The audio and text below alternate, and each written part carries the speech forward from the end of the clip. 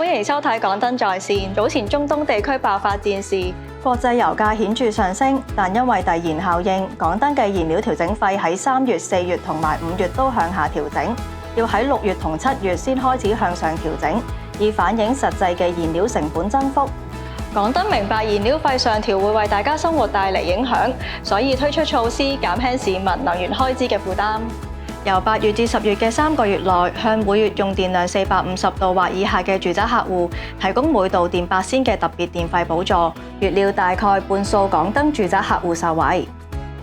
另外，港燈電費優惠計劃會為4類領取綜援嘅合資格人士提供每月頭200度電4折優惠，並豁免電費按金同最低收費。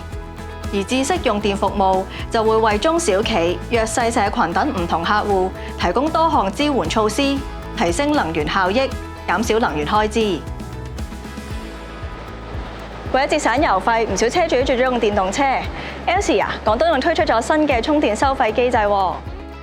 6月1號生效嘅住宅電動車按時段電價收費機制，合資格嘅住宅客戶就可以申請。新機制按唔同時段提供回扣或者收取額外費用，鼓勵客戶喺非用電高峰時段為電動車充電，可以更有效地管理能源成本，同時有助舒緩高峰時段嘅電網負荷，提升電網嘅運作效率同成本效益。